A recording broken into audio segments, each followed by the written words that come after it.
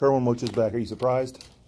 I don't know, but I wouldn't be not surprised if he wasn't. I have no idea what's going on with any other programs or whatnot. So, but certainly he's a good player, and he's been out for how many games?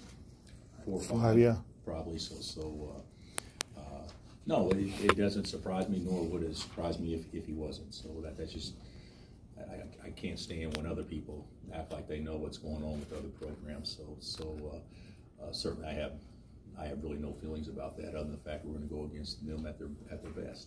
You've obviously been in that 1-seed game for so long. Does this feel any different playing out of the 3 spot? Well, I think my first year here where we were a 2 or a 3. I can't remember. I think we may have been a 3. Yeah, true.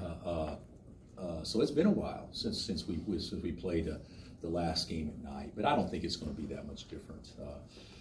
I think that.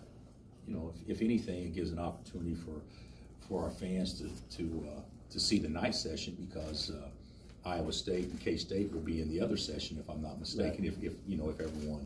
If it goes as scheduled or whatnot. So hopefully it'll be a little bit of an advantage for us from a crowd standpoint.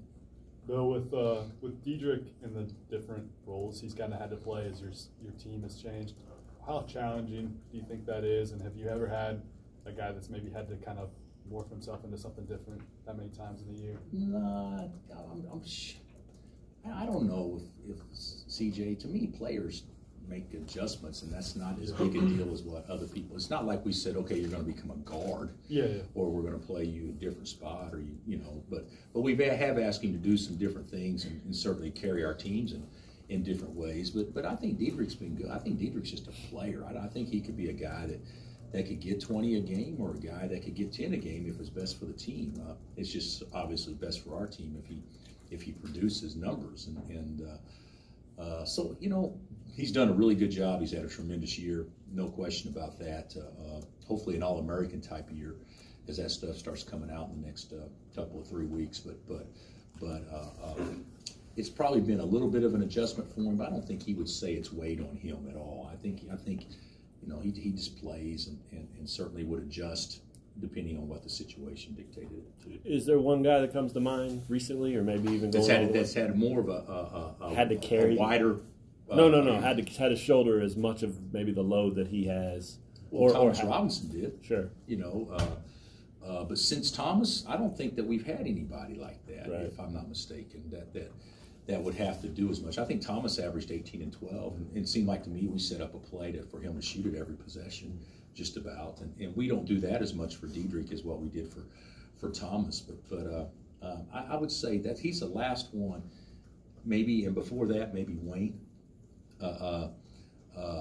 Although different type players, but I don't think we've had too many guys that we probably counted on to get numbers like we have. Sharon in there once? No, maybe a little bit, but I think Sharon averaged 18 one year, but Sharon get his different ways. Sharon could get his by not throwing the ball to him. Diedrich has to get his by somebody passing the ball to him. So, but yeah, I think Sharon may have been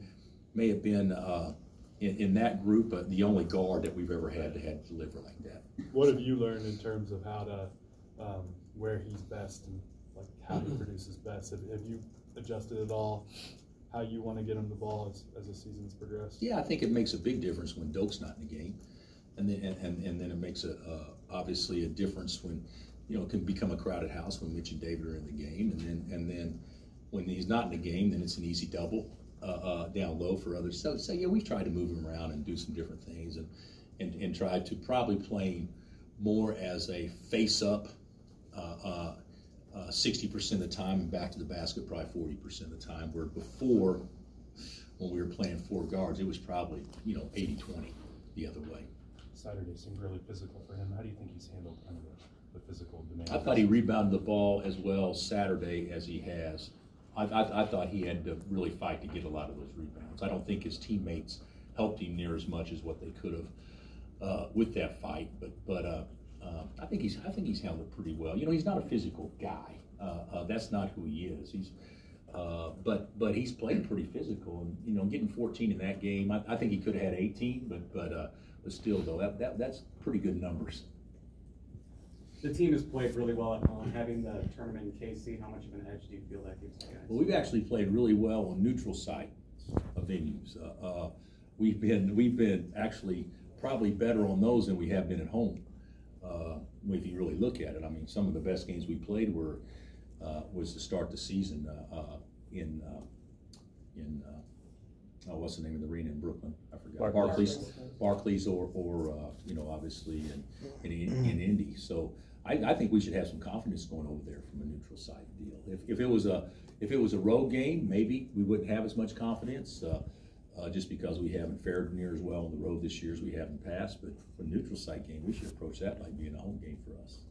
4 times you guys played the Saturday, Monday turnaround. Now getting ready to play 3 games in 3 days. How does the work with Hootie prepare them? Yeah, you know, I don't know. The Saturday, Monday turnaround, you know, we were actually 4-0 in those games on Mondays, big Mondays, which is the hardest thing. Of course, whoever you play has a Saturday, Monday turnaround too, so it's not like, but we have more than everybody else. Haven't played 4 of them, but I thought we reacted pretty well on a short day prep. You know, getting into the strength and conditioning. I don't know, Kenitra, if that plays a huge factor at this time of year moving forward. So much of it is maintenance. So much of it's stretching. So much of it is basically very, very light. That I don't know that we're going to accomplish a lot other than just trying to get our bodies back and is prepared as quickly for the next day. And you can do that through multiple things. You know, massages, a lot of different things that we'll do, and we'll take somebody with us to work with us on that, which is something that we've done for the last several years, which I think has been an advantage in those quick turnaround type situations. Bill, Texas seems to have a lot of parts. For some reason, they haven't put them all together. But the talented point guards, some bigs, some experience, and what do you look at that concerns you most? I think Texas is, without question, one of the more talented teams in our league. They have arguably the best prospect in our league in Jackson Hayes from an NBA standpoint, and then of course they've got 2 other bigs that are both guys that have given us problems. Jericho's probably as good an athlete as there is in the league, and Ostrowski is a guy that really hurt us the last time. I mean, he basically won the game down there for them as far as numbers and what he was able to accomplish. So they're good up front, but the thing that concerns me, if you're going to look at it, you know, those 4 or 5 guards they're playing, when you add Roach into the mix, I mean, they're really good. And Ramey has become one of the better guards in our league, not just one of the better freshmen, the way he's been playing. So I think they definitely pose a threat for whoever they be playing. And you know, they didn't have their best game the last game of the season, so they'll be so turned up against us, which is the way it should be when it's a one and done situation, and we'll be turned up as well. But I do think Texas potentially it could beat anybody in our league on any night. I do think they're very capable of doing that and playing at the highest level, or they wouldn't have, you know, beat Carolina and some other teams earlier in the season. What do you need from David against that front line of Texas? He's in a bigger role now. Yeah. I think, well, I watched the second game where we played Texas, and we were awful, offense awful. But we also tried to play 4 guards the vast majority of the time, and we weren't getting, you know, really great production in what we were trying to do. And so, you know, I think we have been better since we've been playing 2 bigs, and certainly, you know, with you know, David and you know, although he scored the ball, I think he's had 30 the last 2 games, and Mitch has actually scored the ball better also, even though the numbers aren't quite as high. I do think that we need to have them being able to give their bigs something to guard, where I don't think we did that at all the second time we played them. I think they had free traps. We didn't make them pay for trapping. A lot of things that allowed them to be rim protectors where we didn't get them away from the goal. There's a lot of things that we didn't do very well, which hopefully we'll be able to combat and do quite a bit better this time. What can he do to be a better defensive rebounder? David, you know, I think balance is part of it. If you guys watch David, you know, he's so active sometimes, but sometimes I don't think balance is one of his stronger suits. that's where Andrea is going to become a key player in his development moving forward with his lower body strength and that kind of stuff.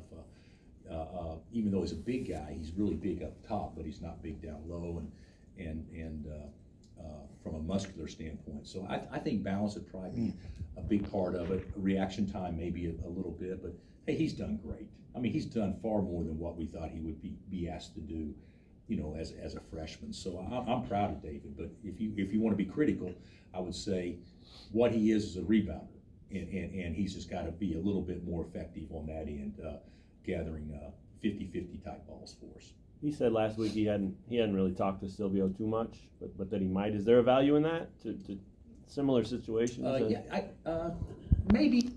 I don't know. You know, Silvio was so good in the Big 12 tournament last year. Yeah. He was so good. Well, he's so good really down the stretch for us, period, in both tournaments. But I think Silvio will certainly offer anything he can to help David, because he loves David. And Silvio's an unbelievable teammate. But you know, we can say we can draw from certain things, but I think everything's a little bit different. But if anything, I think Silvio's success last year could be something that could help David moving forward. Bill, can you speak to the parity this week? Oklahoma schools are playing better. Baylor, they're healthy. Looks to be really dangerous. We're 3, but the chance of virtually anyone taking this one. Yeah, I think so. Of course, we say that every year, Dave. Every year we go there, oh God, this could be the year, and all those things. And to be quite candid, it could. You know, I could see K-State and Texas Tech playing in the finals. I could also see 2 teams that nobody's picking to play in the finals playing the finals. I think it is a coin flip. I think is a little bit too strong, because I think the teams that have been the best over the course of the season are probably still the favorites going into it. But there's always a team out there like Iowa State, man, if they get hot, you know, they can beat anybody. Or a team like Texas, if they get hot. And to be candid with you, a team like us, I think that we've shown we can play at high a level as anybody in our league on specific instances. We just haven't done it consistently. So I think what 3-day team is able to maximize what their ceiling is, I think could easily win this. And I think, you know, there's going to be 6 or 7 teams that could possibly occur to. How do you do it? I think we have to make shots. I think we have to defensive rebound. I think we have to grow up and play beyond our years a little bit. But I also think this, when you say how do we do it, you know, how did we do it, you know, another particular games throughout the season. You know, we have been bad away from home on the road. But the other 20 games of the season, we haven't been that bad. I mean, we played some bad home games where we still eked it out, you know, Stanford or New Mexico State or something like that. But you know, with what our ceiling is and everything, we actually, I watched the game against Baylor the other day, and I didn't think we played well at all. I go back and watch the game, and I said, well, we got pretty much any shot we wanted. You know, we just didn't make it. You know, so I do think that we're capable of playing at that high level. But the team that will advance will be the same like us last year. Why did we advance? Well, Malik got hot, Devontae got hot, and Speed got hot. We made shots, you know, and so that's what needs to happen. We need to have some guys step up and make some shots. And you know, we've shown we're capable of doing that. We've had multiple games where we've had double-figure threes, and but the other thing is we've had too many games where other people had career nights against us shooting the ball, and that's what we have to eliminate. We got to make other people play poorly. Is there any urgency, any added urgency among the guys after not getting a piece of the title during the regular season? You would think so. We'd think so, but you know, this is like, we didn't practice yesterday. I mean, obviously yesterday was a day off to rest and everything, and so this will be the first time I've talked to the guys, you know, since the game Saturday. So yeah, I do think there'll be a sense of urgency. I texted with some of them last night, and I think they'll be very excited to be a part of this and go roll the dice. I've actually thought that we have been always motivated to go over there to win the tournament, but it's been a mature motivation. It hasn't been a raw motivation at all. Because deep down in our guys' core, they know that what we're trying to do is validate what we've already done. I mean, and you're playing for a one or two seed line. And so it's different this year. it's different. So I would think that would be, I would think that would be motivation. And you know, it's amazing to me. We could be the 3 seed in the Big 12 tournament and also be a 3 seed in the NCAA tournament. But we have to go play, you know, and certainly our seed line in the NCAA tournament could be affected more this year than it has been in past years, without question, from a positive or a negative. Like, you know, maybe one line in the past, but now it's going to be, you know, could be, you know, 2 or 3 lines. So I think that we'll definitely be motivated. The other thing is, I'm not sure the young kids really understand what the seeds and all that stuff really means and how it plays out. I don't think they do, and I'm not sure it's important that they do. I think if you've been through it, and we've only had 2 guys presently playing that's been through it, but I think if you've been through it, then you probably can help coach the young guys a little bit. But we haven't had very many guys that go through it. Marcus and Mitch are the only 2 that have been through it, and they haven't played prominent roles like what they are this year. So it's going to be a little bit different for everybody. Can you speak to Marcus? It seems like he could be an X factor in his health, guarding small, big, his defense, and now recently shooting some threes. Yeah. I love Marcus Garrett's game. I think it's sad that he's playing on one leg out there, and nobody really knows it, but he is. He's not healthy, and if you saw the other day when he had the breakaway layup and he shied out of jumping, and they fouled him. I mean, he can't lift off of it. But we do think this is an important week for him to try to get closer to where he can be, you know, 90%, whatever in the tournament, because his 90% defensively is pretty darn good. And I do think that some of the effectiveness that he's had earlier in the year scoring the ball, teams have tried to take that away, and now teams are just daring him to shoot. Let's just call it like it is. They're daring him to shoot. And I even at OU, he goes 0 for 5 from 3. But I told him after the game, that's what you need to do. You got to shoot what they give you. You got to take what they give you, or we're not going to advance by playing 4 against 5. So I like where Marcus is from a mindset standpoint. I just don't think his health is near as good as what we'd hoped this far into the season. Could he get to be 100%? Could he? I don't know. Even Bill doesn't know. You know, by the end of by NCAA tournament time, we don't know. But we hope he's much closer than what he has been. What's your assessment of where you guys are defensively? We're entering the postseason. What do you need to really? Well, I think that we can be a good defensive team, and I think we can be an awful defensive team. I think we've shown potential to be both. I think so much of it when we're good is an energy turned up standpoint where we're in attack mode as opposed to being on our heels, so to speak, a little bit. And you know, we've had other teams, really good teams that had done that. But even if we're the other teams that we've had in the past that maybe weren't totally turned up all the time, which is impossible to be all the time, the soundness, the fundamentals, the being able to cover for each other is still prevalent. So other teams didn't get easy looks because of that. This year's team, when we're not totally turned up, we're not sound enough or old enough or mature enough yet to say, okay, this is how we guard every action. This is, you know, that sort of stuff. And so I think potentially we can be really, really effective defensively, but I also think so much of it is just being turned up because when you're turned up, your mistakes aren't amplified, but when you're not, they are, and we make too many mistakes not to be turned up, if that makes sense at all. And the other thing that we haven't done defensively very well at all this year, and you guys that have covered us know this, how many times does this team score with 2 seconds on the shot clock? It's unbelievable. I mean, that we don't finish possessions. And so you play great for 27 and then a breakdown, and that's what we can't have moving forward. Is Quentin could he emerge like Malik did last year? Well, I hope so. I hope any of our guys could. You know, Malik was MVP of the Big 12 tournament and MVP of the Midwest region. I mean, he was the hottest player in the country. So I'm hoping somebody can become that. But really, what I see though is more of a collective effort than I probably see more of an individual effort. Do you have an idea maybe what you guys need to do over the next week to have an opportunity to play close to home in the tournament? I mean, have you thought about it? People have said that we may not be playing close, which, you know, be honest, I don't care. Yeah. But if you're a 3 seed, we're going to play close.